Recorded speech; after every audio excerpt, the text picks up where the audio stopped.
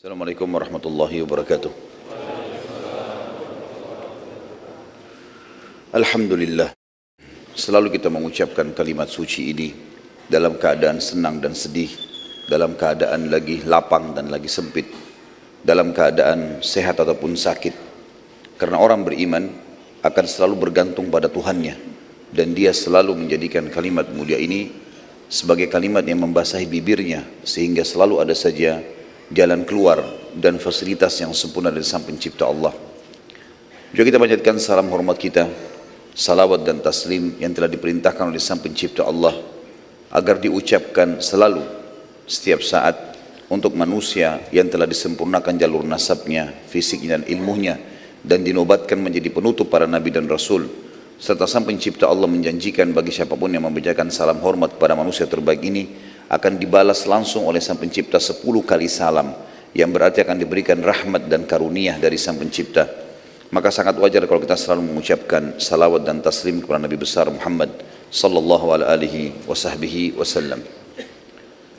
Pada pertemuan kita yang sebelumnya sudah panjang lebar kita menjelaskan peperangan yang sangat mulia, perang Khandaq, dan juga beberapa kejadian-kejadian dari mukjizat baginda Nabi sallallahu alaihi wasallam, sampai kita mengambil waktu kurang lebih 3,5 jam karena menjelaskan dua peperangan sekaligus, perang Khandaq sampai selesai, dan juga perang Bani Quraidah, suku Yahudi yang telah berkhianat, yang akhirnya diperangi oleh Nabi SAW.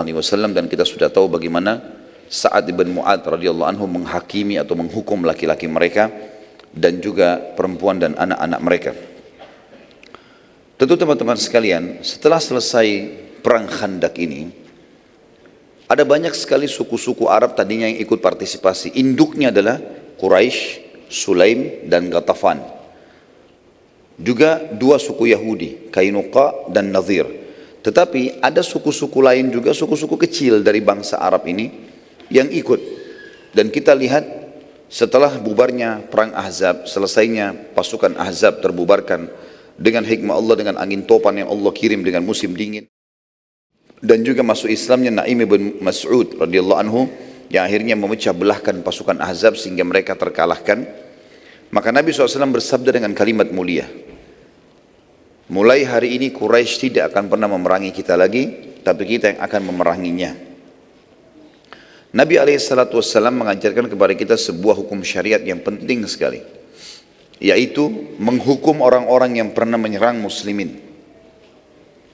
Selain daripada hukum syari yang sudah kita jelaskan juga pada pertemuan sebelumnya, kalau pengkhianat agama yang membahayakan muslimin, hukumnya dikisos, dipenggal, dibunuh. Ya. Sebagaimana Nabi SAW mendukung pendapat Sa'ad bin Mu'ad pada saat mengeluarkan hukum 700 pasukan perang suku Quraidah dibunuh. Kali ini kita akan bahas insyaAllah ke depannya upaya Nabi SAW menghukum suku-suku Arab yang ikut partisipasi dalam perang Ahzab. Satu persatu oleh Nabi SAW diserang untuk menunjukkan kemuliaan Islam. Dan sudah kita titik beratkan juga pertemuan yang sebelumnya, kalau setiap orang muslim bergerak, berusaha, ya, maka pasti Allah SWT akan berkahi, apalagi dalam membela agama Allah Sang Pencipta. Tidak usah melihat jumlah kita berapa, sesederhana apapun senjata kita, yang jelas Allah akan berikan kemenangan kalau kita ikhlas dalam membela agamanya. Dan itu kita sudah lihat dalam rentetan histori sejarah perang jihad dari zaman Nabi SAW sampai akhir jihad, kapanpun itu terjadi, mungkin sampai menjelang hari kiamat.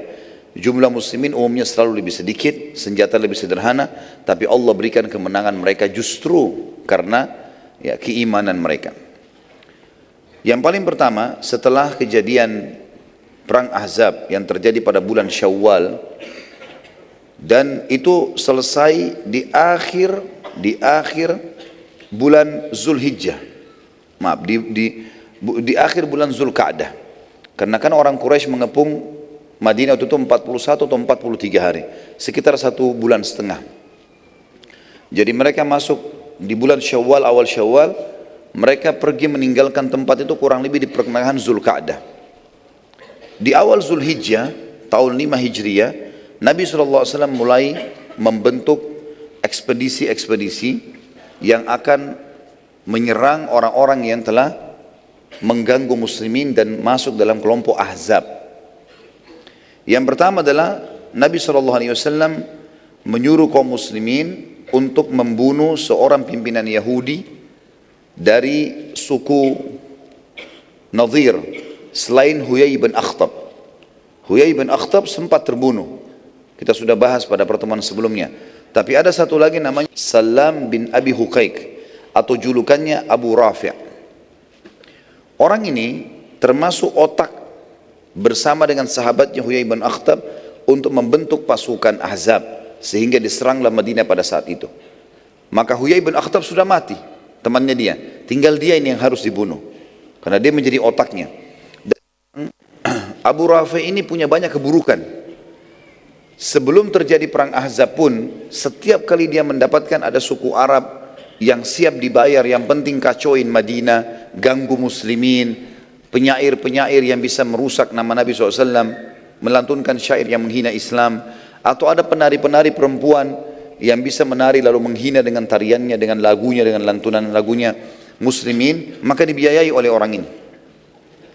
Maka Nabi SAW di bulan Zulhijjah, di awal Zulhijjah, tahun 5 Hijriah, tepatnya di tahun yang sama terjadi perang Khandaq atau perang Ahzab, beliau bersabda kepada para sahabat, siapakah yang bisa menyelesaikan urusannya Abu Rafi'? Salam tadi bin Baik. Maka ada dua riwayat Bukhari menjelaskan kepada kita. Tentu teman-teman sekalian, ada satu juga kepala Yahudi namanya Ka'ab bin Ashraf. Orang ini telah dibunuh oleh orang-orang Aus, suku Aus. Nabi SAW juga pernah suruh bunuh Ka'ab bin Ashraf ini, dan dibunuh oleh orang-orang Aus, berhasil. Dan ternyata betul, setelah mati kepala-kepala suku atau pemimpin-pemimpin kelompok-kelompok atau gerombolan yang buruk ini, maka semua bawahannya berhenti untuk menyerang, tidak lagi menyebarkan masalah untuk muslimin. Karena yang bunuh Ka'ab bin Ashraf dan Nabi SAW puji orang-orang yang membunuhnya dari suku Aus, maka kali ini suku Khazraj. Sudah sering saya ulangi, Ansar terdiri dari dua suku, Aus dan Khazraj. Maka mereka ini setelah Islam dinamakan Ansar. Sebelum Islam mereka selalu bertempur yang satu sama yang lain. Suku Aus berhasil menjalankan perintah Nabi membunuh Ka'ab bin Ashraf, salah satu orang Yahudi yang paling berbahaya juga, yang sangat berbahaya bagi muslimin. Sekarang Khazraj mengatakan, ya Rasulullah, dulu kan Aus yang membunuh Ka'ab bin Ashraf. Sekarang Salam bin Abi Huqaiq, biarkan kami yang bunuh. Abu Rafi' ini izinkan kami. Kata Nabi SAW, baiklah. Maka Nabi SAW mengatakan, siapa yang akan pergi? Berdirilah 5 orang dari suku Khazraj. Yang pertama, dan ini sahabat yang berhasil nanti menjalankan misi, adalah Abdullah bin Abi Atiq. Abdullah bin Abi Atiq radhiyallahu anhu. Kemudian datang yang kedua, Mas'ud bin Sinan. Mas'ud bin Sinan. Kemudian Abdullah bin Unais. Abdullah bin Unais. Kemudian Abu Qatadah Al-Harith bin Rabi'. Abu Qatadah Al-Harith bin Rabi'. Nanti saya akan ulangi namanya. Kemudian ada satu orang, bukan dari Khazraj, tapi sekutunya Khazraj. Ada satu suku yang suku Arab ini sekutunya Khazraj. Satu orang dari mereka ikut, namanya Khuza'ah atau Khuzai bin Aswad. Khuzai bin Aswad. Jadi 4 orang murni dari suku Khazraj. Abdullah bin Abi Atiq, kemudian Mas'ud bin Sinan, kemudian Abdullah bin Unais, kemudian Abu Qatadah Al-Harith bin Rabi'.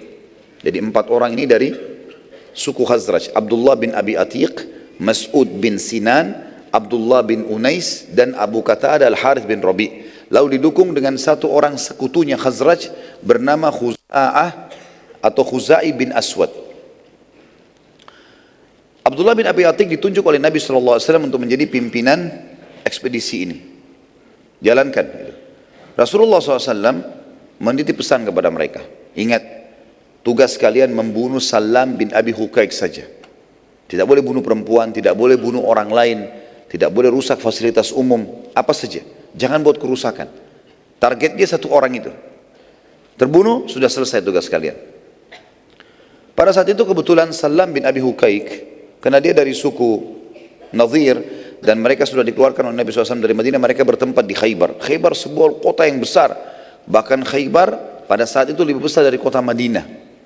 Banyak sekali di situ orang Yahudi yang tinggal, dua suku, dan mereka berkembang biak, serta juga ya mereka memiliki perkebunan yang sangat besar sebagaimana nanti kita akan lihat dan kita bahas panjang lebar di perang Khaybar.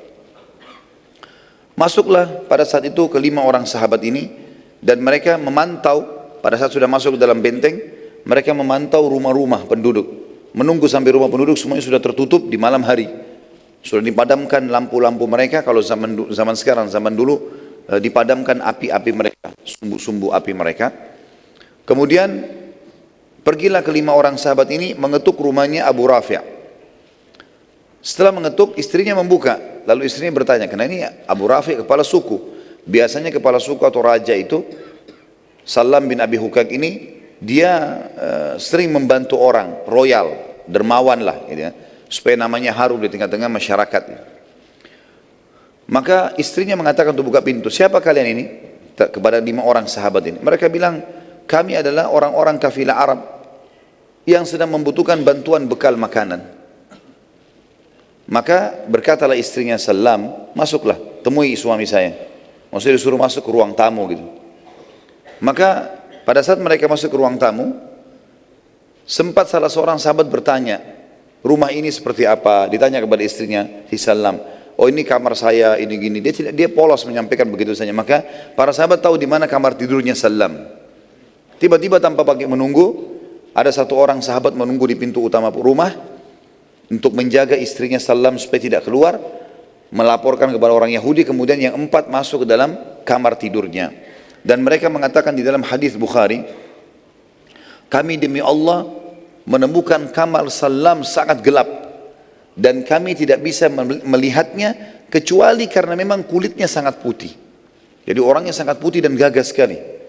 Saking putihnya sampai kami melihat dia di posisi tempat tidurnya seperti kain putih yang sedang digantung di sebuah tembok yang hitam. Maka tanpa menunggu satu kesempatan pun, sahabat ini rame-rame menusukkan ya pedang-pedang mereka, menghantamkan mereka, dan Abdullah bin Abi Atik pimpinan ekspedisi ini yang menusuk ke dadahnya sampai akhirnya Abdullah bin Salam meninggal dunia, mati. Istrinya sempat menangis, teriak-teriak. Lalu sahabat yang depan pintu hampir menebaskan pedangnya, tapi dia mengingat pesan Nabi SAW tidak boleh bunuh wanita.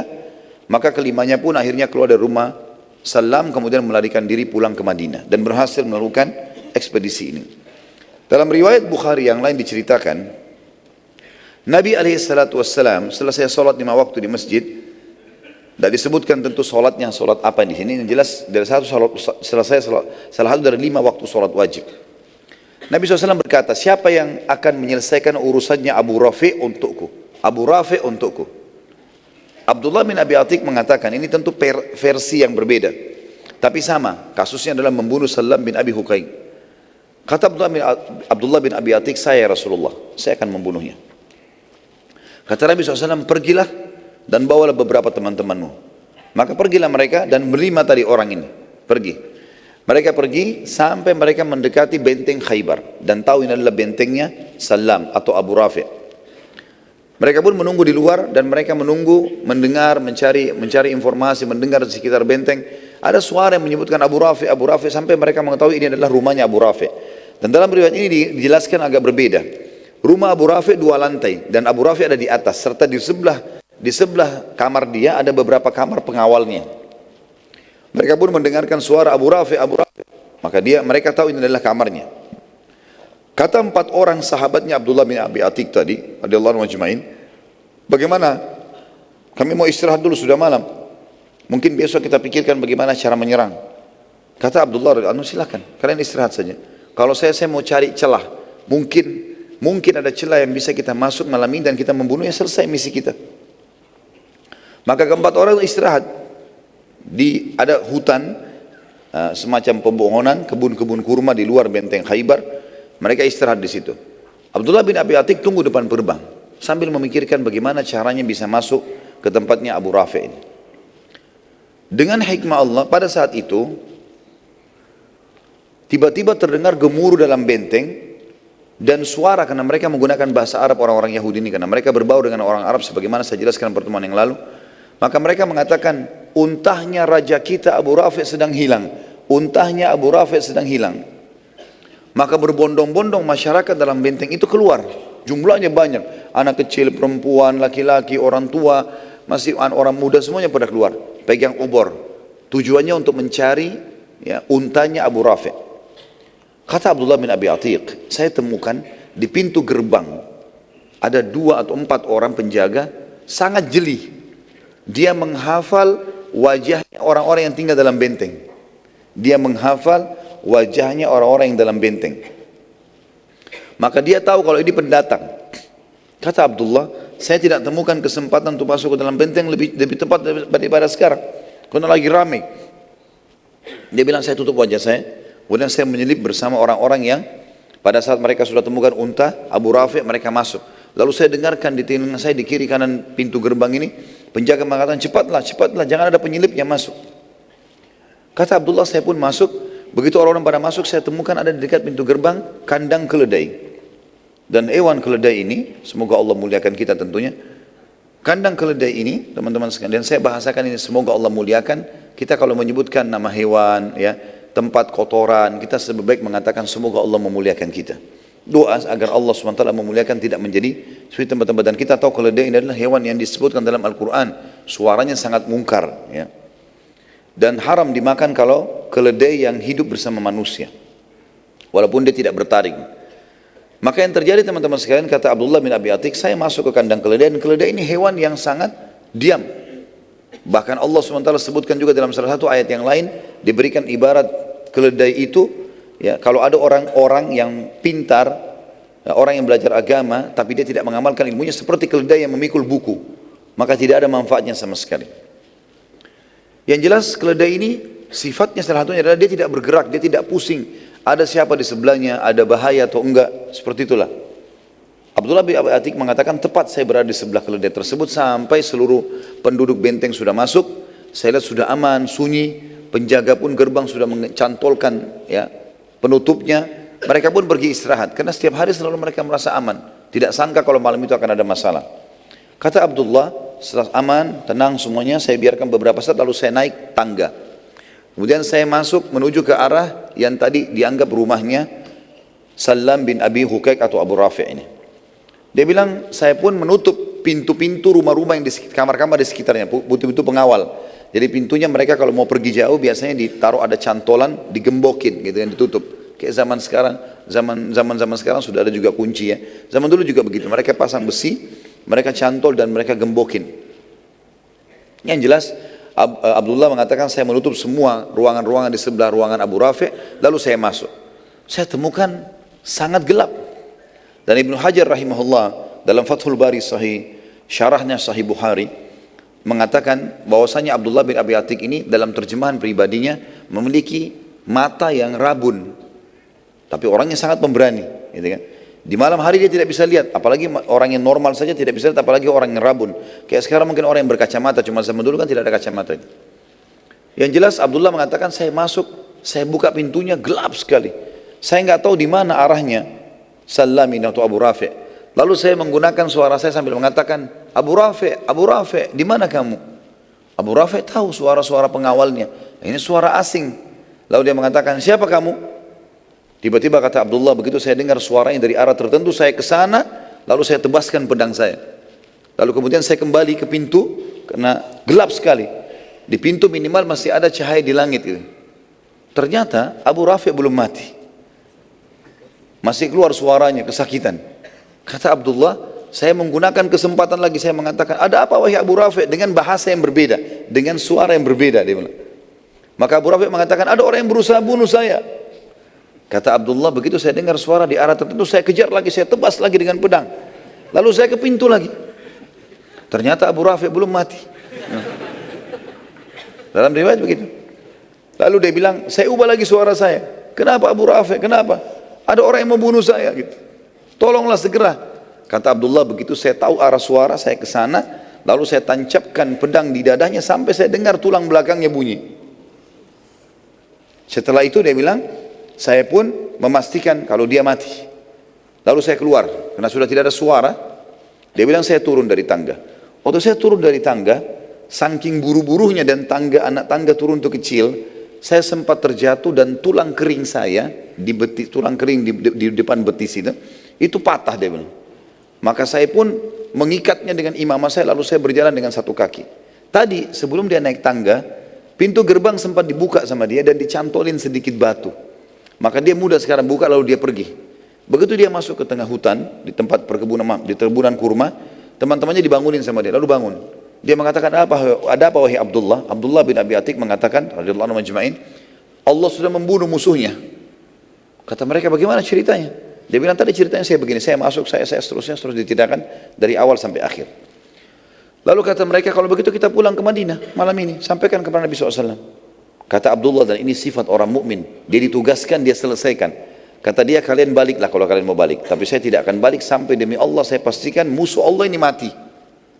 Dan tradisi orang-orang Yahudi pada saat itu, kalau ada raja mereka atau kepala suku mati, di benteng-benteng mereka di pojok-pojok itu ada kayak menara, di situ mereka teriak-teriak mengatakan si fulan mati, si fulan mati. Datanglah ke rumahnya, ya, ada yang punya hak silakan diambil dan seterusnya. Maka pada saat itu dia bilang, saya menunggu sampai menjelang waktu subuh, saya sholat subuh dan mulai pada saat mulai agak terang, kata Abdullah bin Abi Atik, teman-teman sudah pulang semua ke Madinah. Dia bilang begitu saya tiba pagi hari, saya dengarkan orang-orang Yahudi di atas benteng sambil teriak mengatakan, ya, terimalah berita sedih karena Abu Rafi raja kita sudah mati dibunuh orang entah siapa, dan siapa yang punya hak silakan datang ke rumahnya, disebutkanlah seperti itu. Maka Abdullah mengatakan, alhamdulillah saya sudah memastikan kalau tugas saya selesai. Maka dia bilang, saya pun pulang ke Madinah menyusul teman-teman saya. Teman-temannya tunggu di pintu gerbang Madinah, ketemulah. Tentu Khaybar lumayan cukup jauh, butuh waktu lama. Begitu ketemu di pintu gerbang, lalu mereka sama-sama masuk. Pada saat mereka bertemu dengan Nabi SAW menyampaikan berita gembira, begini ya Rasulullah ceritanya. Maka Nabi SAW mengatakan, alhamdulillah yang telah membinasakan musuhnya, gitu kan. Kemudian Abdullah bin Abi Atik mengatakan, tapi ya Rasulullah kaki saya patah. Saya begini ceritanya, jalan di tangga jatuh, patah tulang saya. Kata Nabi SAW, luruskan kakimu. Diluruskan, lalu baginda Nabi SAW meludahinya. Mendoakan dan meludahinya. Kemudian Abdullah bin Abi Atik mengatakan, tiba-tiba saya bisa loncat seperti kaki saya tidak pernah patah sebelumnya. Tapi ini ingat, ludahnya siapa? Nabi alaihi salatu wassalam. Ya. Ini perlu dikasih bawahi, karena banyak orang jual ludahnya. Ya. La haula wa la quwata illa billah. Ludahin air tiba-tiba dijual. Ya. Maka ini perlu digarisbawahi teman-teman sekalian. Dan ini kisah tentang ekspedisi tadi Abdullah bin Abi Atiq di bulan Zulhijjah tahun 5 Hijriah. Di bulan Muharram tahun 6 Hijriah, tepatnya 1 bulan setelah itu, Nabi SAW mengirim sahabatnya yang bernama Muhammad bin Maslamah radhiyallahu anhu. Dan sebenarnya Nabi SAW sekarang sudah targetnya Mekah ini. Targetnya sekarang sudah Mekah. Tapi sebelum menguasai Mekah dan menyerang Mekah, beliau ingin menyisir wilayah di sekitar situ. Semua nanti wilayah yang akan dilewati oleh Nabi SAW untuk ke Mekah itu sudah aman. Termasuk sekalian menghukum suku-suku Arab yang ikut-ikutan pada perang Ahzab. Setelah kematian Abu Rafi, Nabi SAW mengutus ekspedisi pertama lagi setelah perang Ahzab, dan juga suku Quraidah yang dipimpin oleh Muhammad bin Maslamah. Dan kekuatannya sebenarnya tidak besar, cuma 30 orang saja. Ekspedisi ini menuju ke wilayah Bani Qirtha di daerah Dariyah atau Dariyah. Ini di wilayah Najd, tepatnya di Bakarat, ya. Jarak Madinah kurang lebih jarak tempuh 7 malam perjalanan. Pasukan melewati Bani Bakar bin Kilab, jarak perjalanan 10 hari. Lalu menyerang mereka. Jadi Nabi SAW menyuruh datang sebenarnya di sini. Perjalanan targetnya adalah 7 hari perjalanan. Tapi suku ini terbentang sampai perjalanan 3 hari saking besarnya. Namanya Bani Bakar. Bani Bakar ini juga ikut partisipasi di perang Ahzab. Juga mengirim bantuan makanan, bantuan unta. Mengirim sedikit pasukan bersama orang-orang Quraisy dan Yahudi pada saat itu. Maka Muhammad bin Maslamah berhasil menyerang mereka tanpa mereka sadari, walaupun cuma 30 orang, tapi Muhammad bin Maslamah menyerang selepas sholat subuh, di waktu masih gelap, dan berhasil pada saat itu menang, dan mendapatkan ghanimah karena suku ini buyar semuanya, melarikan diri bubar. Kemudian mereka mendapatkan 100 ekor unta dan 3.000 ekor domba sebagai ghanimah. Pada saat kembali ke Madinah, Muhammad bin Maslamah bersama pasukannya menemukan seseorang yang mereka tawan karena mereka kira ini bagian daripada suku Bakar. Saat tiba di Madinah, Nabi SAW menyambut dengan berita gembira, ternyata mereka menang, bawa ghanimah. Dan Muhammad bin Maslamah juga menunjukkan kalau ada beberapa tawanan yang kami bawa. Waktu Nabi SAW mengecek tawanan-tawanan, Nabi SAW terkejut karena melihat di tawanan ternyata ada Thumamah bin Gusal. Thumamah bin Gusal ini teman-teman sekalian adalah orang tadi yang ditemukan oleh Muhammad bin Maslamah di jalanan. Tadinya dikirain dari suku Bakar, ternyata bukan, orang kebetulan lewat. Dia kepala sukunya suku Hanif atau suku Hanifah. Dan ini penguasa wilayah Yamamah. Ini ada kisahnya sendiri. Nabi SAW mengenalnya. Lalu beliau berkata kepada para sahabat, apakah kalian tahu siapa yang kalian tawan ini? Kata para sahabat, tidak wahai utusan Allah, kami tidak kenal. Kata Nabi SAW, ini adalah Thumamah bin Gusal. Dia kepala suku Hanifah, wilayah, penguasa wilayah Yamamah. Wilayah Yamamah ini wilayah yang sangat luas di dekat kota Mekah. Di dekat kota Mekah. Nabi SAW bersabda kepada para sahabat, layani dengan baik dan khususkan dia dalam pelayanan serta ikat dia di dekat pintu masuknya masjid. Biar dia lihat orang lalu lalang pada saat sholat. Dia dengarkan juga kalau ada penyampaian tausiah atau penyampaian nasihat dari Nabi SAW, dia bisa dengar. Nabi SAW pada saat itu teman-teman sekalian, setiap kali mau sholat, beliau selalu sempatkan mampir bertemu dengan Thumamah. Lalu berkata, wahai Thumamah, bagaimana keadaanmu dan pendapatmu? Kau sekarang tertawan di wilayah kami. Bagaimana pendapatmu? Seperti juga dikatakan, apa sebenarnya maumu? Kau mau bagaimana sekarang?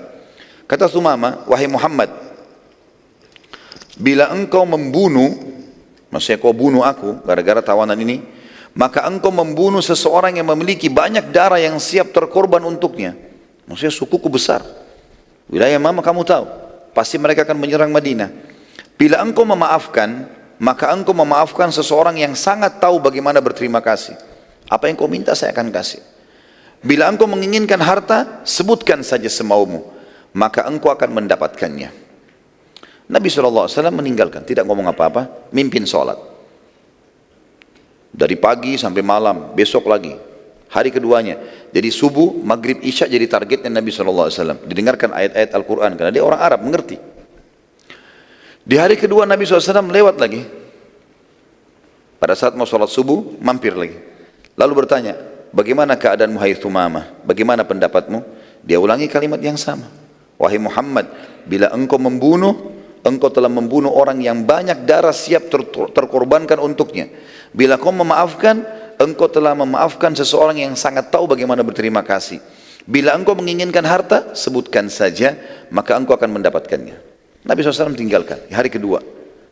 Kemudian Thumamah melihat, mendengarkan ayat Al-Quran, melihat bagaimana para sahabat pada saat pulang, mereka berpelukan, mereka salaman, saling menanyakan kabar. Dan yang paling membuat dia kagum adalah bagaimana muamalahnya sahabat dengan para tawanan. Thumamah kepala suku, dia tahu bagaimana berperang, bagaimana orang kalau jadi tawanan, nggak pernah diurus makanannya, nggak pernah dikasih minuman, dibiarin saja mati, bahkan kadang-kadang digebukin, dirampas hartanya secara paksa. Thumamah tidak sama sekali. Bahkan Nabi SAW suruh melayani. Ada seorang sahabat yang sempat menyuapkan dia roti, memegang kurma di tangan kirinya, roti di tangan kanannya. Lalu sahabat ini menyodorkan ke mulutnya Thumamah roti itu, bukan kurma kering. Dia kaget, belum pernah ada orang begini sama tawanan. Dan pada saat jatuh dari mulutnya, sahabat itu tahan, lalu dimasukkan lagi kembali. Padahal dia tidak ada hubungannya sama Thumamah, cuma mendengarkan sabda Nabi SAW suruh berbuat baik pada tawanan. Hari ketiga Nabi SAW lewat lagi lalu mengucapkan lagi, wahai Thumamah, bagaimana pendapatmu? Maka Thumamah mengucapkan lagi hal yang sama. Wahai Muhammad, bila kau membunuh, kau bunuh aku, maka kau telah membunuh orang yang banyak darah siap berkorban untuknya. Bila kau memaafkan orang yang sangat tahu bagaimana berterima kasih. Bila kau mau harta, sebutkan saja. Tiba-tiba Thumamah kaget teman-teman sekalian pada saat Nabi SAW mengatakan, hai Thumamah, aku telah bebaskan kamu dan aku tidak butuh imbalan. Pulanglah. Karena targetku bukan kamu, target kami suku Bakar. Suku kamu Hanifah tidak ada urusan sama kami, karena tidak ikut-ikut dalam perang Ahzab. Thumamah kaget pada saat itu, karena biar bagaimana dia sudah tawanan. Umumnya orang minimal kalau tidak membunuh minta tebusan. Apalagi di kepala suku bisa bayar berapa saja. Sumama akhirnya keluar dari kota Madinah merenungi kejadian tersebut. Dia mentadabburi ayat-ayat Al-Quran yang dia dengarkan dalam 3 hari. Dia mendengarkan beberapa tausiah Nabi SAW, penyampaian wasiat beliau. Dia melihat bagaimana reaksi para sahabat bermuamalah dengan para tawanan. Bagaimana mereka saling menyapa satu sama yang lain. Dia berpikir ini nggak mungkin salah. Ini pasti agama yang benar. Lalu dia kembali ke Madinah lagi. Kemudian dia mendatangi Nabi SAW. Dia mengatakan, hai Muhammad, bagaimana caranya untuk menganut agamamu? Kata Nabi SAW, ucapkan asyhadu an la ilaha illallah wa anna Muhammad Rasulullah. Sederhana, syahadat. Kata dia, demi Allah wahai Muhammad, saat aku tertawan di sini, tidak ada wajah yang lebih aku benci dari wajahmu, agama dari agamamu, dan negeri lebih dari negerimu. Dan sekarang aku ucapkan asyhadu an la ilaha illallah wa anna Muhammad Rasulullah. Demi Allah wahai utusan Allah, sekarang engkau orang yang paling aku cintai, agamamu adalah agama yang paling aku junjung, dan negerimu negeri yang paling aku rindukan. Aku sekarang akan balik ke kaumku, sarankan aku wahai utusan Allah. Apakah aku balik ke kaumku atau aku lanjutkan umrah yang telah aku niatkan sebelum tertawan? Jadi ternyata Sumama ini waktu ditawan oleh Muhammad bin Maslamah, dia lagi menuju ke Mekah mau umrah, tapi dengan tradisi jahiliyah, penyembah berhala gitu kan. Ditawan, tadinya Muhammad bin Maslamah mengira dia dari suku Bakar. Kata dia, apakah saya lanjutkan umrah atau saya kembali ke kaum saya? Ada pilihan lain, riwayatnya mengatakan, atau saya tinggal di sini belajar. Nabi SAW bersabda pada Sumama, lanjutkan saja umrahmu, tapi sesuai dengan tuntunan Islam. Lalu Sumama mulai bertanya, bagaimana tuntunan Islam? Diajarkanlah. Di antaranya talbiyah yang tidak boleh ditambah dengan talbiyah syirik. Labbaik Allahumma labbaik, labbaik la syarika lak labbaik, innal hamda wan ni'mata lakal mulk la syarika lak. Sampai situ. Ini adalah talbiyah sunnah yang sahih. Ini ajaran Nabi Ibrahim AS, ajaran Nabi Muhammad SAW. Tapi orang Quraisy menambahkan kalimat illa syarikan huwalak tamlikuhu wa ma malak. Gitu kan? Artinya tambahannya tentunya ini, kecuali sekutu yang kau miliki. Kita kan kalau baca labbaik Allahumma labbaik, ya Allah aku jawab panggilanmu dengan santun. Labbaik la syarika lak labbaik, aku jawab panggilanmu dengan santun. Maksudnya ke umrah dan haji. Ya, tidak ada sekutu bagimu. Innal hamda wan ni'mata laka wal mulk. Segala puji-pujian untukmu, ya, kerajaan untukmu, semua nikmat milikmu. La syarika lak, tidak ada sekutu bagimu. Orang Quraisy menambah kalimat syirik, illa syarikan huwalak, kecuali sekutu yang kau miliki. Tamlikuhu wa ma malak, engkau menguasainya dan apa yang dia miliki. Ini kalimat syirik, nggak boleh. Nabi SAW meluruskan itu. Kemudian mengajarkan kepada dia tata cara solat, kewajiban di waktu solat, tata caranya, sebagian surah-surah pendek. Lalu Sumama akhirnya mengerti masalah itu. Sumama radhiyallahu anhu lalu mempelajari Islam beberapa hari pada saat itu, sholat, terutama 5 rukun Islam lah. Ia sangat terpengaruh dengan perilaku Nabi SAW, demikian pula para sahabat. Ini pelajaran yang luar biasa, bagaimana muslimin mendahulukan akhlak, lembut dalam segala keadaan, dan tegas pada tempat dan kondisinya. Ya. Saat Sumama masuk ke Mekah, dia sudah tinggalkan Madinah, maka tokoh-tokoh Mekah menyambutnya dengan gembira, karena tahu ini kepala suku Hanifah. Ya. Maka orang-orang Mekah menyambutnya dengan gembira karena ia kepala suku yang terkenal, memiliki personil perang yang banyak, ya, dan juga jumlah warganya sangat banyak. Jumlah warganya itu mencapai sekitar 30.000 orang. Serta yang paling penting adalah suku Hanifah ini ternyata umumnya adalah pedagang-pedagang yang menjadi pemasok utama pangan ke Mekah. Kebutuhan dasar kayak gandum, kurma, itu semua yang masukin ke Mekah adalah suku Hanifah ini, dan mereka berada di sebelahnya atau di sekitar Mekah, ya. Jadi antara Mekah sama Jeddah, karena mereka penguasa wilayah terluas Jazirah Arab yang dikenal dengan Yamamah, ya. Sumama radhiyallahu anhu tawaf pada saat itu didampingi oleh pemuka-pemuka Quraisy. Waktu talbiyah, Sumama mengucapkan labbaik Allahumma labbaik, labbaik la syarika lak labbaik, innal hamda wan ni'mata lak wal mulk la syarika lak. Berhenti, Sumama diam. Dan orang-orang Quraisy tahu selama 13 tahun muslimin di Mekah, pada saat mereka tawaf mereka melengkapkan ini. Mereka membaca sampai sini. Dan bedanya antara mereka dengan muslimin karena tidak ada tambahan kalimat terakhir illa syarikan huwalak tamliku wa ma malak.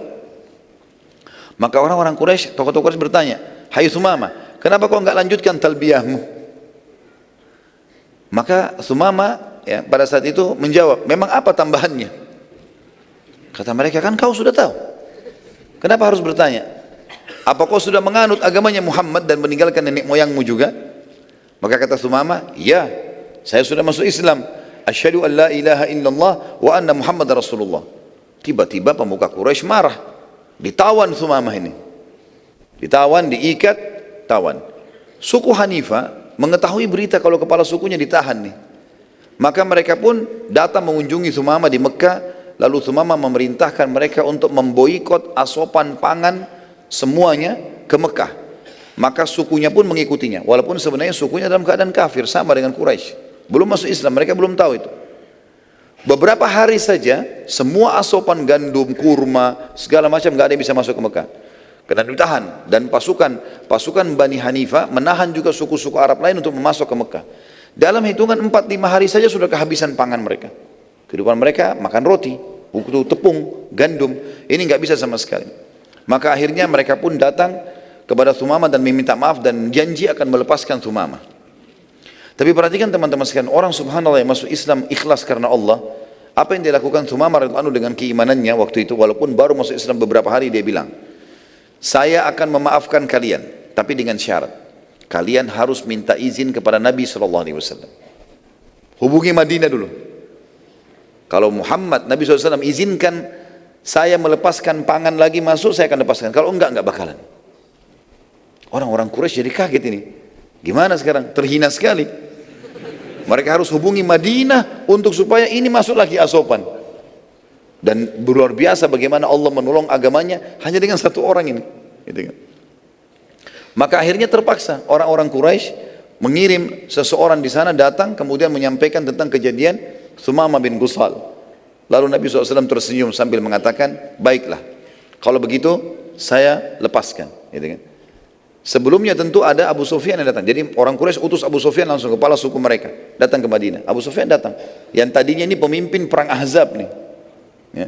Sekarang dia datang, dia masuk ke Madinah, dia izin baik-baik. Lalu dia mengatakan, aku memohon padamu hai Muhammad, berbuat baiklah pada kaum kerabat dan sukumu. Izinkan suku Hanifah membuka pemboikotan mereka pada Mekah.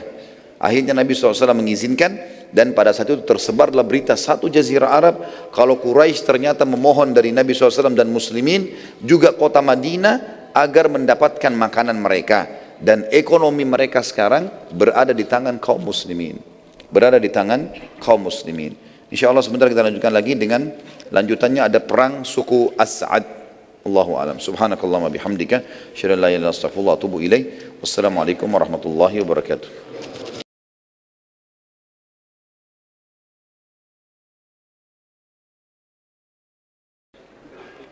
Assalamualaikum warahmatullahi wabarakatuh. Alhamdulillah wassalatu wassalamu ala Rasulillah. Segala puji bagi Allah Subhanahu wa taala, juga salawat dan taslim kepada Nabi besar Muhammad sallallahu alaihi wasallam. Pada bulan Safar tahun 6 Hijriah, Nabi alaihi salatu wassalam mengutus beberapa sahabat untuk menyerang suku As'ad. Dan suku As'ad ini termasuk salah satu suku yang bergabung di pasukan Ahzab, dan pimpinan mereka bernama Tuwalayha bin Khuwailid al-Uzdi. Nabi SAW sempat mengutus kepada mereka 40 pasukan kuda dan memilih Ukasha bin Muhsin radhiyallahu anhu agar memerangi mereka. Tentu Ukasha bin Muhsin terkenal dengan keterampilan menunggangi kuda dan pedangnya, dan dia sering dijadikan oleh Nabi SAW pemimpin dalam peperangan. Dan dialah yang sempat hadis yang masyhur waktu Nabi SAW mengatakan 70.000 dari umatku masuk surga tanpa hisab. Lalu kemudian Ukasha mengatakan, doakan saya termasuk salah satu 70.000 itu ya Rasulullah. Kata Nabi SAW, kau termasuk dari 70.000 itu. Dan ada sahabat lain yang mengatakannya, Rasulullah doakan saya juga. Kata Nabi, kau telah didahului oleh Ukasha. Ya. Ukasha bin Muhsin radhiyallahu anhu pergi 40 orang. Hal ini Nabi SAW memilih dia karena Ukasha sendiri dari suku As'ad. Ini sukunya dia, tapi sukunya tidak masuk Islam tentunya. Maka pada saat tiba di sana dia sangat tahu seluk-beluknya, dan akhirnya dia mengatur strategi perang. Dan ternyata Ukasha berhasil dengan kelihayannya radhiyallahu anhu menyerang suku As'ad. Dan waktu dia menyerang, setelah sholat subuh ternyata di pemukiman kosong. Dan yang ada cuma 10 orang. Dan 10 orang ini berhasil ditawan oleh Ukasha. Ya. Ternyata sudah kosong, tidak ada lagi harta, tidak ada lagi orang, semuanya sudah kosong. Ini semua disebabkan karena suku As'ad telah mendengar kalau muslimin sudah mulai menghukum siapapun yang ikut di perang Ahzab. Karena mereka ketakutan, akhirnya mereka melarikan diri dari pemukiman mereka. Dan mereka buat pemukiman di tempat lain, tapi Allahu alam di mana. Yang jelas salah satu dari tawanan dari 10 itu mengatakan, wahai Ukasha, mau enggak saya menunjukkan kepadamu di mana hartanya suku As'ad. Tapi dengan syarat, kamu lepaskan saya, bebaskan saya. Kata Ukasha, baiklah. Akhirnya jalanlah pasukan muslimin 40 orang ini dengan tawanan tersebut. 10 orang, salah satunya ikut. Semua 10 ikut, tapi yang satu ini di depan menunjukkan jalan. Karena terlalu jauh masuk ke padang pasir ke dalam, maka Ukasha jadi khawatir, jangan sampai orang ini menipu. Lalu dia kemudian kembali mengancam si tawanannya, mengatakan, jujurlah atau kepalamu akan aku penggal. Maka orang itu pun mengatakan, percayalah, saya tidak berdusta dan buktikan sendiri. Akhirnya teman-teman sekalian, betul-betul mereka tiba di sebuah lembah, ada gunung besar, dan di belakang gunung itu ada lembah yang agak curam, agak dalam. Dan kata dia, di belakang inilah semua harta kami letakkan. Waktu Ukasha ke sana betul-betul ditemukan ternyata betul lembah itu penuh dengan unta, kambing, kemudian harta-harta mereka banyak ditimbun di situ, dan suku mereka melarikan diri jauh dari tempat itu. Maka Ukasha pun memenuhi janjinya, melepaskan orang tersebut lalu membawa ganimah yang sangat banyak. Dan ini pelajaran juga teman-teman sekalian. Kita kalau lihat pasukan-pasukan Nabi SAW tidak selamanya besar. Jumlahnya selalu kecil saja umumnya. Kebanyakan pasukan-pasukan kecil diutus 30 orang, 10 orang. Tadi kita lihat misalnya waktu membunuh Abu Rafi', Nabi cuma utus 5 orang. Tayammum punya keterampilan. Setelahnya diutus 10 orang. Ini diutus 40 orang. Gitu kan. Dan kita lihat juga nanti ada pasukan Nabi SAW jumlahnya 200 orang. Jadi pasukan tidak terlalu besar sebenarnya. Tapi selalu memang umat Islam memperlihatkan kalau mereka punya kekuatan. Sehingga musuh itu tidak berani untuk mengganggu kaum muslimin sebagaimana keadaan sekarang ini, karena umat Islam banyak lalai, akhirnya musuh mau melakukan apa saja itu mereka bisa lakukan. Gitu. Selanjutnya ada peperangan juga, tepatnya di bulan Jumadil Ula. Tadi bulan Safar, beberapa bulan setelah itu di bulan Jumadil Ula, Nabi SAW juga memerangi Bani Lihyan, suku Lihyan. Suku Lihyan ini agak berbeda sedikit, mereka tidak ada hubungannya sama perang Ahzab. Tapi kalau teman-teman ingat pelajaran kita di bulan yang lalu, ada penjelasan tentang beberapa suku dari Lihyan ini datang pura-pura masuk Islam di Madinah. Kemudian mereka meminta beberapa sahabat Nabi penghafal Quran diminta diantar ke sukunya. Ternyata pada saat tiba di wilayah dekat Quraisy, mereka berkhianat. Mereka menjual sahabat ini ya kepada suku-suku yang akhirnya menjual lagi sahabat ini ke orang-orang Quraisy. Dan akhirnya ada 6 orang sahabat yang terbunuh pada saat itu. Suku Lihyan ini diantaranya salah satunya Asim. Ya, kalau masih ingat ada kisah Asim radhiyallahu anhu, orang yang pernah dijanjikan oleh keturunannya Bani Abdiddar. Ada satu perempuan di Mekah yang mengatakan siapa yang bisa membunuh Asim, karena dia membunuh beberapa orang yang memegang bendera Quraisy di perang Uhud. Maka saya akan bersihkan batoknya lalu kemudian saya akan isikan dengan emas. Ya, kurang lebih seperti itulah.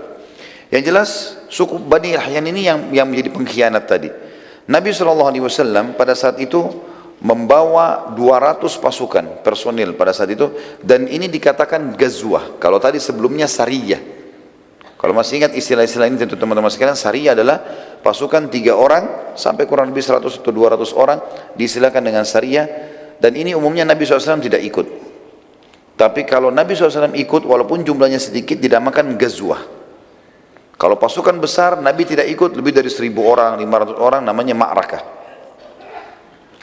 Ibnu Qayyim rahimahullah menceritakan, Rasulullah SAW menuju ke Bani Lihyan 6 bulan setelah perang Bani Quraidah. Kurang lebih 6 bulan setelah perang Bani Quraidah. Ya. Yang kita sudah sebutkan perang Bani Quraidah sebelumnya. Rasulullah SAW hendak menyerang Bani Lihyan dengan membawa 200 personel pasukan, dan beliau memimpin sendiri, makanya dinamakan Ghazwah. Dan wilayah yang beliau tuju, beliau iklankan akan menyerang negeri Syam. Padahal Nabi SAW tidak menginginkan negeri Syam. Ini salah satu strategi perang Nabi SAW. beliau mengiklankan wilayah tertentu, tapi beliau tidak berbohong. Betul-betul beliau menuju ke wilayah itu, tapi kemudian beliau dari sana mengatur strategi untuk menyerang musuh yang jadi target.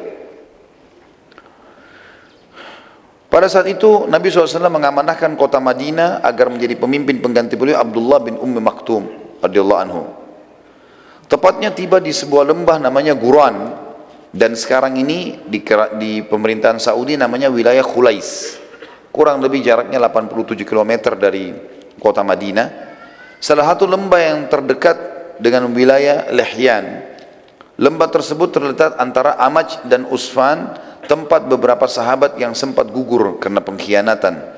Karena itu Nabi SAW sempat mampir dan mendoakan mereka, para sahabat tadi, dan memohon ampun dan rahmat untuk mereka. Bani Lihyan mengetahui kedatangan Nabi SAW dengan mata-mata mereka, maka mereka melarikan diri ke puncak-puncak gunung, dan Nabi SAW pada saat masuk ke pemikiran mereka tidak menemukan satu orang pun. Dan gunung jauh di padang pasir, mereka melarikan diri. Maka Nabi SAW sempat tinggal selama 2 hari di tempat mereka untuk menunjukkan kekuatan kaum muslimin, walaupun hanya 200 personil. Dan waktu itu Bani Lihyan memiliki personil ribuan orang, tapi mereka semua melarikan diri. Nabi SAW waktu itu sempat mengutus beberapa sahabat mencari tahu, mengejar Bani Lihyan, namun tidak menemukan satupun di antara mereka. Nabi SAW lalu menuju ke wilayah Usfan dan mengutus 10 personel kuda dari 200 itu, dipimpin oleh Abu Bakar radhiyallahu anhu, untuk masuk ke perkampungan Ghanim namanya. Ini untuk memantau berita Quraisy, sudah dekat dengan wilayah Mekah. Jadi sudah dekat sekali dengan Mekah. Lalu Nabi SAW kembali ke Madinah setelah menduduki tempat tersebut selama 14 hari. Dan ini disebutkan oleh Ibnu Qayyim rahimahullah dalam buku beliau Hadil Ma'ad fi Hadi Khairil Mi'ad. Ini di jilid 3 halaman 276. Dalam riwayat atau kisah yang lain, dalam buku-buku sejarah yang lain disebutkan, Bani Lihyan termasuk yang berkhianat dan membunuh beberapa orang sahabat, diantaranya Asim radhiyallahu anhu. Kisah masyhur yang dikenal juga dengan kisah kejadian mata air Raji', ya, di mana suku Lihyan menyerahkan sebagian sahabat yang mereka jual pada Quraisy, dan akhirnya Quraisy membunuh sebagiannya dan suku Lihyan membunuh sebagian yang lain. Suku Lihyan dalam kisah yang lain ini, ya, retorika penyampaian yang lain, suku Lihyan mendengar bahwasanya muslimin mulai memerangi satu persatu siapapun yang ikut dalam perang Ahzab, maka mereka berhati-hati sekali dan mereka menyebarkan sebanyak mungkin mata-mata. Namun mereka tidak bisa mendapatkan informasi, hanya saja mereka tahu muslimin keluar kemudian menuju ke negeri Syam, dan negeri Syam jauh dari mereka. Tapi karena ketakutan mereka akhirnya meninggalkan wilayah kekuasaan mereka, dan muslimin berhasil datang ke wilayah Lihyan. Setelah tiba di dekat negeri Syam, Nabi SAW turun kembali untuk ke pemukiman mereka dan sempat tinggal selama 2 hari untuk menunjukkan kemuliaan Islam. Dalam riwayat yang kedua ini disebutkan, Nabi SAW pada saat mau pulang ke Madinah baru mampir di tempat lokasi kuburan para sahabat yang terbunuh pada saat itu. Lalu beliau berdoa. Kalau riwayat yang pertama tadi, mampir dulu baru kemudian menyerang suku Lihyan. Dan ini juga termasuk pelajaran teman-teman sekalian, sunnah dari Nabi SAW dalam Islam, untuk kalau lewat kuburan ziarah, mampir sebentar mengucapkan salam dan mendoakan para jenazah, kenal atau tidak kenal tentunya. Di antara sunnah Nabi SAW kita mengatakan, Assalamualaikum dara qaumin mu'minin, antumus sabiquna wa nahnu insya'allahu bikum lahikun, ghafarallahu mustaqbina minkum wal mustakhirina minna. Keselamatan untuk kalian wahai penghuni kuburan, orang-orang beriman, kalian telah mendahului kami dan kami akan menyusul kalian. Semoga Allah memaafkan orang-orang terdahulu di antara kalian dan orang yang menyusul di antara kami. Beliau SAW juga sempat, dalam riwayat ini sama juga dengan riwayat pertama, mengutus 10 orang personel dipimpin oleh Abu Bakar radhiyallahu anhu. Kalau tadi riwayat pertama menjelaskan cuma sampai ke lembah Ghanim, sudah dekat di wilayah Mekah, tapi belum masuk Mekah. Riwayat kedua menjelaskan Abu Bakar disuruh Nabi SAW masuk ke wilayah haram, masuk ke wilayah Mekah, masuk ke wilayah haram, berarti sudah masuk ke Mekah. Tidak buat apa-apa, hanya sekedar menampakkan diri pada Quraisy. Beberapa saat orang-orang Quraisy bingung melihat, kalau sudah ada begini dengan pasukan perang, walaupun cuma 10 orang, berarti ada pasukan besar di belakangnya. Tugasnya cuma itu saja. Kemudian Abu Bakar disuruh balik lagi, berkumpul dengan pasukan muslimin. Dan ini strategi perang Nabi SAW. Ada beberapa strategi perang Nabi SAW, karena kita sedang berbicara dari tadi pagi sampai sekarang ini, bicara masalah peperangan, maka selalu memang manfaat-manfaat faedahnya kita bicara masalah itu. Termasuk strategi perang Nabi SAW, beliau selalu menyerang wilayah yang sudah terdengar akan menyerang beliau. Beliau tidak pernah menunggu, kecuali kepepet. Kayak kasus Ahzab, mereka tiba-tiba sudah bentuk pasukan dan memang sudah berjalan. Maka Nabi SAW melawan dan bertahan. Selebihnya bertawakal kepada Allah Subhanahu wa taala. Juga beliau selalu mengutus pasukan-pasukan kecil menakut-nakuti musuh yang dikenal dengan sariyah. 6 orang, 10 orang, 20 orang, ini paling banyak Nabi SAW kirim. Selalu aktif dalam masalah militer ini untuk mengintai, memata-matai, melihat, ya, membela kebenaran dan seterusnya. Dan itu terjadi tentu sampai zaman-zaman khilafah Islamiyah dulu, mereka sangat kuat dari sisi militer. Tentu tidak mengganggu wilayah orang, tapi tentu punya persiapan yang mapan untuk membela agama Allah. Waktu itu tersebar berita, karena pasukan 10 orang Abu Bakar sempat masuk wilayah haram kemudian pulang, kalau muslimin sudah menyerang Mekah. Dan muslimin yang beberapa waktu lalu sempat dikepung di Ahzab dengan pasukan Ahzab, sekarang malah mereka yang keluar menyerang dan menghukum siapapun yang ikut. Padahal jumlahnya cuma 200 orang personil. Tapi Nabi SAW sini memperbaiki nama baiknya muslimin yang tadinya dikepung 10.000 orang, walaupun dianggap Quraisy kalah karena tidak bisa menembus Madinah, tapi beliau ingin tidak mau orang-orang lain tamak lagi melakukan perbuatan yang sama. Maka beliau mengutus pasukan untuk menghukum suku-suku ini, dan semuanya rata-rata kalah dengan pasukan muslimin. Pada saat balik ke Madinah, Nabi SAW sempat mampir ke sebuah tempat namanya Rabwah. Rabwah sebuah wilayah kurang lebih 80 km dari kota Mekah. Dan pada saat itu beliau menghampiri sebuah kuburan yang sangat tua.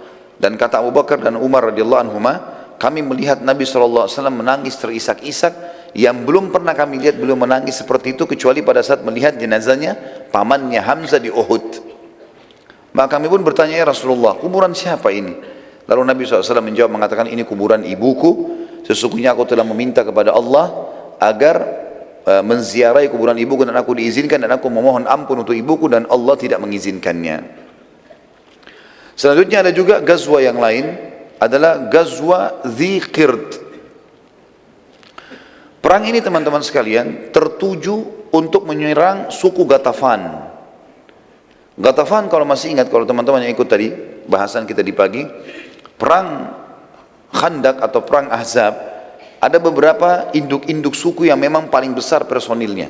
Di antaranya Ghatafan, ada Quraisy 4.000, Ghatafan 4.000, dan ada 10.000 personil, berarti ada 2.000 lagi sisanya dari suku-suku Arab kecil-kecil dan orang-orang Yahudi, Qainuqa dan Nadhir. Nabi SAW waktu itu mengingatkan muslimin tentang pemimpin Ghatafan yang bernama Uyainah bin Muhsin. Uyainah bin Muhsin sempat waktu perang Khandak kemarin, ya, yang kemarin beberapa bulan lalu terjadi di Madinah, kan Nabi sempat negosiasi sama Uyainah. Kalau masih ingat tadi pagi kan saya jelaskan, maka pernah negosiasi, pulang saja kamu, jangan ikut perang-perang sama Ahzab, kami akan kasih kamu 1/4 hasil Madinah. Nggak mau dia, dalam setahun kamu ambil 1/4 hasil Madinah, nggak mau, negosiasi sampai setengah. Tapi karena waktu sudah setuju dengan setengah, Nabi SAW serahkan kepada Sa'ad bin Mu'ad dan Sa'ad bin Ubadah radhiyallahu anhuma, dua pimpinan Madinah Ansar. Kalau mereka setuju, kalau kalian setuju silakan berikan. Tapi ternyata keduanya menolak dan menanyakan, ya Rasulullah, apakah ini wahyu atau hanya keinginan anda pribadi atau strategi perang? Kata Nabi SAW, tentunya ini bukan wahyu, ini juga bukan keinginan saya karena saya tidak mau. Kemudian beliau mengatakan ini hanya strategi perang. Maka Sa'ad bin Ubadah dan Sa'ad bin Mu'ad radhiyallahu anhu mengatakan, ya Rasulullah, demi Allah Ghatafan sebelum kami masuk Islam, jangankan sudah masuk Islam, sebelum masuk Islam mereka tidak pernah mendapatkan satu butir kurma dari kami kecuali mereka beli atau kami yang memberi, gitu kan. Maka demi Allah sekarang kami tidak akan kasih sama sekali, yang mereka miliki hanya pedang saja. Suku Ghatafan ini teman-teman sekalian memang akan diserang oleh Nabi SAW, rencananya begitu, karena mereka termasuk pasukan yang bergabung di Ahzab. Tapi belum saatnya sekarang. Hanya saja terjadi perang atau gazwa Dzikird ini, karena ini Dzikird nama wilayah, ya, wilayah. Karena rupanya Uyainah bin Muhsin ini yang diberikan julukan Nabi SAW si bodoh yang dipatuhi, ya, karena dia instruksinya aneh-aneh. Tapi apapun yang dia bilang, 10.000 orang pasukannya siap menyerang, ikut dengan dia. Dia mengutus anaknya yang bernama Khuzarah. Khuzarah ini disuruh serang Madinah, tapi dia bawa pasukan kecil. Dia cuma bawa pasukan 200-300 orang, gitu kan. Pada saat dia tiba di Madinah, muslimin lagi lalai, maksudnya tidak ada yang tahu kalau akan ada penyerangan, dan memang dia juga tidak berani untuk masuk ke dalam Madinah. Dia lihat di pinggir kota Madinah ada kebun-kebun kurma, rupanya situ ada petani sahabat sama istrinya lagi di kebun kurma, lagi istirahat mau makan siang. Di sebelahnya ada beberapa ekor unta yang lagi diternak di kandang. Salah satunya adalah kuda dan unta Nabi SAW. Tiba-tiba Khuzarah nyerang, dibunuh si petani muslim itu, lalu istrinya diambil. Kemudian unta dan kuda tadi ada 2-3 ekor unta dibawa. Itu unta dan kuda Nabi SAW. Setelah itu dia punya melarikan diri, Khuzarah melarikan diri. Ada beberapa petani di sebelah kebun itu lihat kejadian.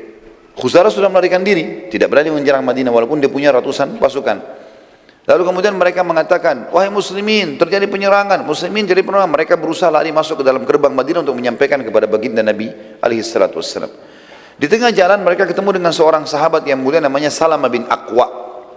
Ini Salamah bin Aqwa teman-teman sekalian, sahabat yang terkenal juara lari, luar biasa kalau dia lari. Sampai dalam buku-buku sejarah dikatakan dia kalau lari bisa mengalahkan kuda. Jadi sahabat yang luar biasa. Dan sahabat ini terkenal sekali dengan keberaniannya. Ada beberapa kelebihan disebutkan ya. Keberanian, beraninya luar biasa. Sebanyak apapun musuh dilawan walaupun dia sendiri. Yang kedua keterampilan duel. Kalau gulat, berdua, main pedang, ahli. Kemudian juga dia paling dan dia paling hebat kalau berkelahi itu dalam jalan kaki, tidak menggunakan kendaraan, dan dia terkenal dengan kecepatan larinya. Waktu beberapa petani masuk pintu gerbang Madinah, Salamah bin Aqwa lagi lewat, mereka mengatakan, muslimin pengkhianatan, suku Ghatafan datang menyerang. Kata Salamah, di mana mereka? Salamah bin Aqwa. Kata petani, sudah lari. Mereka membunuh satu orang petani dan satu istrinya dibawa lari dan mengambil unta dan kuda Nabi SAW. Maka kata Salamah, baiklah, sampaikan ke Nabi SAW dan aku akan menyusul mereka dengan 2 kakiku ini. Dan betul-betul dalam kisah ini dikatakan Salamah bin Aqwa lari dengan sangat cepat. Padahal pasukannya Khuzarah pakai kuda. Dan berhasil ditemukan. Dia berhasil menemukan pasukan yang 200 orang itu. Salamah bin Aqwa waktu kelihatan dari jauh, Salamah duduk sebentar, dilempar anak panah, mengganggu mereka. Anak panah ini jaraknya jauh, bisa 100 meter, 200 meter bisa jangkau kalau orang yang mahir gitu kan. Maka yang terjadi, Khuzarah berhenti. Dia cuma 1 orang. Disuruh serang. Waktu diserang, Salamah punya cara strategi, dia lari ke arah Madinah. Dan dikejar sama kuda nggak bisa ketemu. Karena cepatnya gitu kan. Jadi dia lari-lari nggak bisa dikejar. Kemudian setelah orang-orang ini menganggap, sudah lepas nggak bisa. Mereka kembali, Salamah kembali lagi. Panahin lagi mereka. Begitu terus sampai beberapa kali. Akhirnya kata Khuzarah, orang ini punya pasukan di belakangnya nih. Ini orang cuma mau menunda kita nih, bukan mau perang dia. Maka Khuzarah pun akhirnya mengatakan pada pasukannya, kalian semua pulang. Bawa tawanan ini, si perempuan muslimah ini, bawa unta sama kuda ini, biarkan saya, dia dengan adiknya namanya Habib, dan ada 2 orang lagi pasukannya dia, 4 orang nunggu di situ. Pada saat itu teman-teman sekalian, para petani berhasil menyampaikan info kepada Nabi SAW. Tanpa menunggu, Nabi SAW mengutus pasukan 200 orang. Dan 200 orang ini dipimpin oleh Sa'ad ibn Zaid. Sa'ad ibn Zaid radhiyallahu anhu. Beliau mengatakan pada saat itu, jihad wahai muslimin. Terkumpul 200 orang ini, Sa'ad ibn Zaid lalu disuruh oleh Nabi SAW segera nyusul cepat. Lalu kemudian Nabi SAW menunggu pada saat itu sampai akhirnya terkumpul 700 personil kuda lain. Selain 200 tadi ada 700 lagi. Dan Nabi SAW memimpin sendiri 700 itu. Makanya dinamakan Ghazwah. Dinamakan Ghazwah. Salamah bin Aqwa terus saja beradu sama 4 orang ini. Tapi Salamah bin Aqwa berusaha menghindar dari 4 orang ini karena yang dia mau kejar yang banyak tadi, yang ratusan itu. Maka dia berusaha menghindar sampai dia berhasil meloloskan diri dari 4 orang ini. Dia mau mengejar yang 196 orang tadi. Maka yang 4 orang ini tiba-tiba kaget pada saat itu waktu mereka mau kejar Salamah. Rupanya pasukannya Sa'ad yang 200 orang sampai, Sa'ad bin Zaid tadi sampai. Di dalam pasukan ini rupanya Sa'ad mengutus, di dalam pasukan ada 1 orang namanya Abu Qatadah radhiyallahu anhu, sahabat Nabi yang mulia. Abu Qatadah ini terkenal juga dengan keberanian dan keterampilan perangnya gitu. Dan ini juga pelajaran teman-teman sekalian. Berarti memang para sahabat itu punya keterampilan individual. dalam keterampilan perang. Mereka belajar semua, dan ini teman-teman juga perlu belajar bela diri, belajar keterampilan, dan niatnya untuk olahraga dan sekaligus satu waktu kalau dibutuhkan, bukan untuk melakukan pemberontakan atau hal-hal yang buruk. Itu nggak mungkin gitu ya.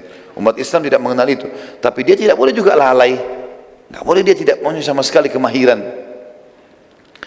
Maka yang terjadi adalah Abu Qatadah ini, waktu pasukan Sa'ad ya Ibn Zaid sudah tiba di sekitar lokasi, 4 orang ini coba melarikan diri. Abu Qatadah minta izin sama Sa'ad, saya mau kejar 4 orang ini. Kata Sa'ad, silakan kejar. Maka dikejar sama dia, diserang. Serangan ini 1 orang lawan 4 berhasil ditemukan. Waktu mereka mau kejar 4 orang ini, mau kejar Salamah bin Aqwa, tidak ketemu, maka ketemu dengan Abu Qatadah.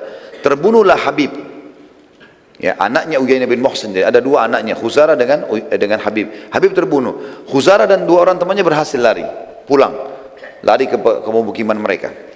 Waktu itu Abu Qatadah mau mengejar 3 orang ini, tapi ini ada korbannya dia, ada Habib. Habib ini pakai baju kerajaan karena dia anak raja, anaknya Uyainah bin Muhsin, kudanya bagus. Dan dalam Islam kalau orang berhasil duel dan mengalahkan seseorang, berarti apa yang dimiliki kan jadi haknya dia. Tapi Abu Qatadah tidak mau kehilangan 3 orang itu. Maka dia pun membuka jubahnya lalu dipakein di atas badannya Habib yang jadi korban, yang sedang dibaringkan di atas kuda gitu.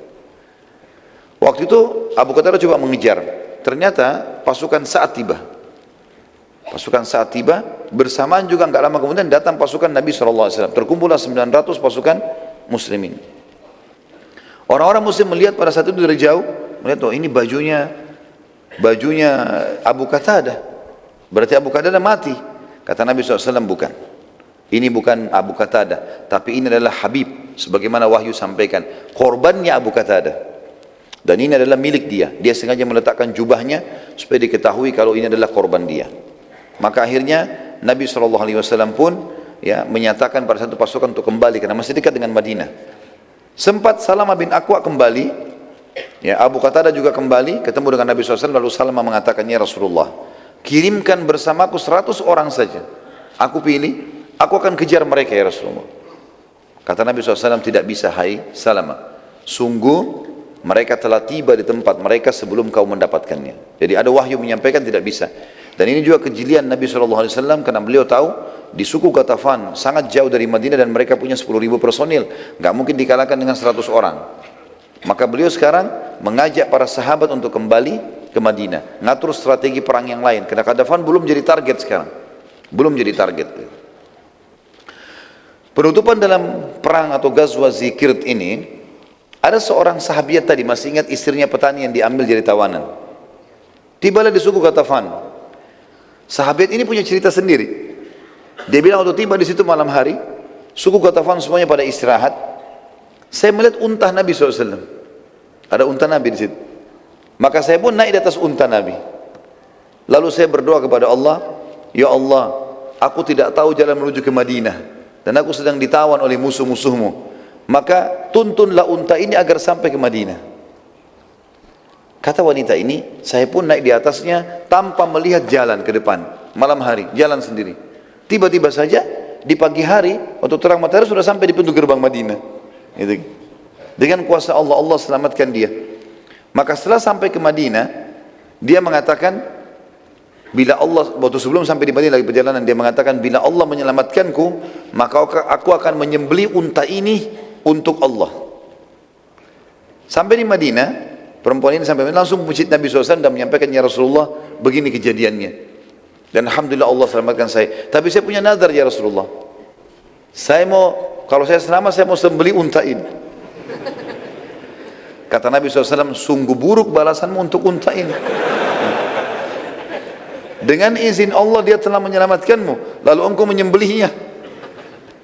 Dari sisi lain, bagaimana bisa engkau menazarkan sesuatu sementara engkau tidak memilikinya? Ini untaku, ini bukan unta kamu. Bagaimana kau nazar mau sembelih? Gitu kan? Akhirnya dari sini juga keluar sebuah hukum syar'i dalam buku fikih kita, tidak boleh bernazar kepada hal yang bukan dimiliki. Hah? Kalau saya sembuh penyakit, saya mau sedekahin buahnya tetangga. Tidak boleh, bukan punya dia. Bagaimana caranya? Jadi ini hukum syar'i, karena seperti perempuan ini tadi lakukan. Kemudian selanjutnya ada ekspedisi di Khussah, ya. Dipimpin oleh Muhammad bin Maslamah, Dhi Khussah, ya. Menuju ke pemukiman suku Tha'labah, dan juga suku Tha'labah ini termasuk orang yang partisipasi dalam perang Ahzab. Nabi SAW mengirim pasukan kecil yang dipimpin oleh Muhammad bin Maslamah, jumlahnya mereka 10 orang saja, untuk mengetahui keadaan suku Tha'labah. Namun ternyata suku Tha'labah ini, teman-teman sekalian, telah mempersiapkan diri dan mereka sudah berjaga-jaga jauh dari wilayah mereka, karena mereka sudah dengar Nabi SAW sudah menghukum orang-orang yang ikut dalam perang Ahzab. Muhammad bin Maslamah itu radhiyallahu anhu dan teman-temannya, karena cuma 10 orang, tidak menyangka kalau pasukan suku Tha'labah telah siaga, sehingga mereka masih santai saja karena masih jauh dari wilayah suku Tha'labah. Kurang lebih perjalanan masih 1-2 hari sampai ke sana. Itu suku Tha'labah rupanya sudah kirim mata-matanya ke sana. Dan diletakkan di tempat itu 100 orang dari suku Tha'labah. Maka waktu suku Tha'labah melihat Muhammad bin Maslamah dan mengetahui ini adalah pasukan muslimin walaupun 10 orang, maka tiba-tiba mereka menyerang, dan semua yang bersama Muhammad bin Maslamah mati, terbunuh 9 orang, dan Muhammad bin Maslamah sendiri yang sempat selamat. Itu pun Muhammad bin Maslamah radhiyallahu anhu terluka parah. Dan Muhammad bin Maslamah menceritakan, aku menutup kedua kelopak mataku seakan-akan aku adalah orang yang sudah meninggal dunia, ya. Kemudian mereka pun berusaha menendang, menusukin dengan pedang, memastikan kalau semua sudah mati. Maka terdengarlah suara mereka mengatakan, mereka sudah mati, lalu mereka meninggalkan. Kata Muhammad bin Maslamah, teman-temanku semua sudah mati, terbunuh, mati syahid, kecuali aku yang masih luka parah. Aku terus menutup mataku karena khawatir jangan sampai mereka masih melihat, karena luka parah, gak bisa melawan 100 orang gitu. Maka pada saat itu pun dia mengatakan, tiba-tiba aku mendengar ada suara kuda yang mendekat, dan aku terus menutup mataku sampai aku mendengarkan dia mengatakan, inna lillahi wa inna ilaihi raji'un. Maka Muhammad bin Maslamah membuka matanya sambil mengatakan, wahai muslim, aku masih hidup maka tolonglah aku. Ternyata dia adalah seorang muslim yang mau datang menuju ke Madinah untuk bertemu dengan Nabi alaihi salatu wassalam. Saat Nabi SAW mengetahui persiapan suku Tha'labah, maka beliau SAW mengutus pasukan besar akhirnya, yang dipimpin oleh Abu Ubaidah bin Jarrah radhiyallahu anhu, dan akhirnya Abu Ubaidah menyerang mereka suku Tha'labah sampai ke pemukimannya dan berhasil memporak-porandakan mereka, yang akhirnya mereka dikalahkan. Dan Abu Ubaidah bin Jarrah sempat menawan seseorang yang akhirnya setelah tiba di Madinah ia pun masuk Islam. Orang itu masuk Islam dan dia membawa banyak sekali ghanimah. Selanjutnya Sariyah Jamuh. Sariyah berarti Nabi tidak ikut SAW dan pasukan kecil, dikenal dengan Sariyah Jamuh. Nabi SAW mengutus, ya, kurang lebih pada saat itu awalnya cuma kecil 70 orang. Setelahnya Nabi SAW membentuk pasukan yang besar, sekalian dilengkapkan jadi 700 orang. Awalnya kata ulama sejarah menjadi Sariyah dan akhirnya menjadi sebuah pasukan. Dikenal dengan Sariyah Jamuh karena awalnya cuma 70 orang. Dipimpin oleh Zaid bin Harithah radhiyallahu anhu. Zaid bin Harithah adalah mantan anak angkat Nabi SAW, karena sudah tidak lagi istilah itu setelah dilarang oleh Allah Subhanahu Wa Taala untuk menjadi anak angkat Nabi alaihi salatu wassalam. Ia tujuannya untuk menyerang suku Sulaim. Saya sudah jelaskan juga, saya ulangi kembali, suku-suku yang besar bergabung di Ahzab adalah Quraisy, Ghatafan, Sulaim, kemudian Nadhir dan Qainuqa. Nadhir dan Qainuqa suku Yahudi. Tujuannya menyerang suku Sulaim dan yang ikut partisipasi dalam perang Ahzab, dan mereka melarikan diri. Sisa-sisa suku yang terlibat ada di sekitar suku Sulaim juga sekalian diserang oleh Zaid bin Harithah dan berhasil mengalahkan mereka. Pada saat itu Nabi SAW mengikuti keadaan suku-suku Arab yang hidup saling menyerang. Pada saat itu Nabi SAW mengikuti keadaan suku-suku Arab yang hidup saling menyerang dan merebut kekuasaan satu sama yang lain. Setelah itu Nabi SAW mendakwahi mereka. Dan Nabi SAW pada saat mengirim pasukan ini, beliau sekalian menitip pesan kepada Zaid bin Harithah, serang kalau ada suku-suku yang juga ikut, yang kecil-kecil yang ikut, serang semuanya di sekitar situ. Setelah dikalahkan tadi suku Sulaim ini, yang lainnya juga pada dikalahkan. Dan Nabi SAW mengatakan, dan perhatikan, kalau ada suku-suku Arab di situ yang tidak ikut Ahzab, tapi kerja mereka selalu hidup dari peperangan, maka ajak mereka damai, lalu dakwakan Islam kepada mereka. Dan ini Zaid bin Harithah berhasil menjalankan misinya. Kemudian ada Hamlat Ishq. Hamlat Ishq. Ya. Ishq, teman-teman sekalian, sebuah wilayah yang dipenuhi dengan kebun-kebun luas dan padat, dan sangat cocok bagi yang mau menyembunyikan diri. Diistilahkan dengan Ishq. Pasukan yang dipimpin oleh Zaid bin Harithah dengan jumlah 150 personil, tujuannya adalah kafilah dagang Quraisy. Jadi setelah Zaid bin Harithah balik ke Madinah, Nabi SAW utus lagi kembali. Tapi sekali ini bukan lagi dengan 700 orang, tapi dengan 150 orang saja. Tujuannya untuk menahan kafilah Quraisy ya, yang lewat di wilayah Ishq. Ishq ini ada dari negeri Syam menuju ke Mekah, lewati Madinah, di antara Madinah sama negeri Syam. Sebuah wilayah yang rindang sekali, karena di situ ada lembah. Lembah itu sering menampung air hujan. Jadi kalau ada hujan sering menampung. Jadi ada mata-mata air, sehingga membuat banyak pohon-pohon tumbuh di situ. Dikenal dengan wilayah Ishq. Pada saat itu teman-teman sekalian, Zaid bin Harithah tujuannya diutus Nabi SAW untuk menahan kafilah Quraisy. Pada saat itu berhasil. Kafilah Quraisy lewat diserang oleh Zaid bin Harithah dan berhasil mengambil kafilah tersebut dan menawan seseorang yang bernama Abul As. Siapa Abul As ini? Ini adalah anak mantu Nabi SAW. Suaminya Zainab radhiyallahu anha. Abul As. Jadi waktu Nabi SAW diutus jadi Nabi di Mekah, anak-anak beliau semua mengikrarkan syahadat, mengikrarkan Islamnya, ya, mengikrarkan kenabian ayahnya. Ya. Maksud saya di sini mengikrarkan kenabian ayahnya. Ya. Maka pada saat itu teman-teman sekalian, satu-satunya kerabat Nabi, maksudnya yang merupakan anak mantu beliau, yang tidak masuk Islam adalah Abul As. Ya. Maka Nabi SAW pisahkan dengan Zainab, dipisahkan. Dan ini sebuah hukum syar'i. Kalau wanita muslimah nggak boleh sama sekali sentuh orang laki-laki kafir, walaupun dasarnya tadinya suami istri, maka harus dipisahkan terlebih dahulu sampai suaminya masuk Islam, gitu kan? Hukum syar'inya begitu. Terjadi pada anak Nabi SAW Zainab, karena Abul As tidak mau masuk Islam, maka Nabi pisahkan, tapi masih status suami istri. Dipisahkan dalam kata tidak boleh berhubungan biologis di sini. Pada saat Nabi SAW bertakbir untuk sholat, karena dibawa Abul As ini dibawa ke Madinah. Rupanya Abul As ini tahu kalau Zainab ada, dan Zainab belum menikah dengan muslimin, walaupun sudah sekian tahun pisah. Kan sekarang kasusnya sudah tahun ke-6 Hijriah, berarti sudah 6 tahun hijrah. Kasus dakwanya Nabi SAW di Mekah 13 tahun. Di awal Islam tahun pertama masa kenabian, jadi 13 tahun di Mekah tahun pertamanya, Abul As sudah tidak mau masuk Islam.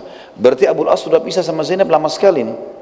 13 tahun di Mekah, tambah lagi 6 tahun di Madinah ini, gitu kan? Sudah lama sekali, belasan tahun.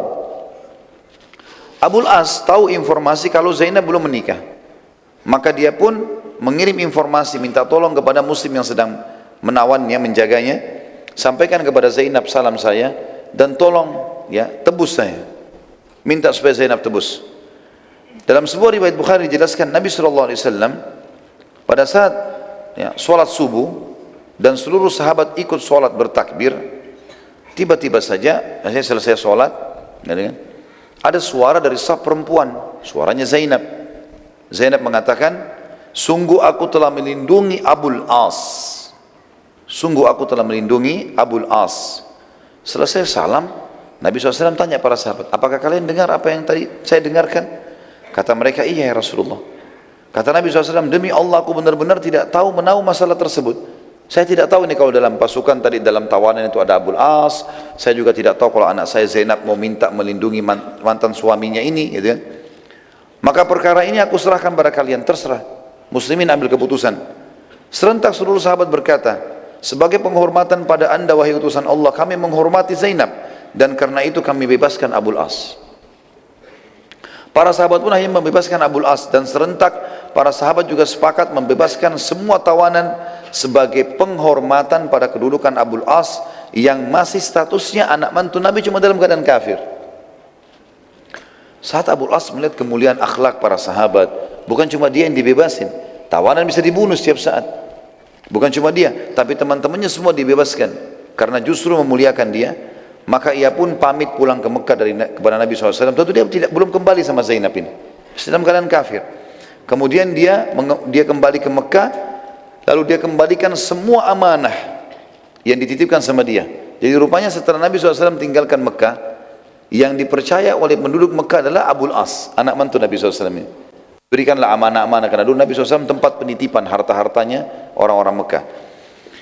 Maka Abul As mengembalikan semua seraya dia berkata, apakah masih ada hak kalian padaku, hai penduduk Mekah, hai Quraisy, penduduk Mekah, ya, yang mengamanahkan harta kepada Abul As berkata, sudah semua, dan kami selalu menemukanmu jujur dan juga menjaga amanah. Abul As berkata, ketahuilah wahai penduduk Mekah, asyhadu an la ilaha illallah wa anna Muhammad Rasulullah. Akhirnya Abul As masuk Islam pada saat itu. Kemudian dia kembali ke Madinah, dan kemudian dia menyampaikan kepada Nabi SAW. Nabi SAW lalu dia mengatakan lagi, ya Rasulullah, saya sudah masuk Islam, asyhadu an la ilaha illallah wa anna Muhammad Rasulullah. Dan pada saat itu Nabi SAW mengembalikan Abul As dengan Zainab, spontan langsung jadi suami istri, nggak melalui akad nikah lagi.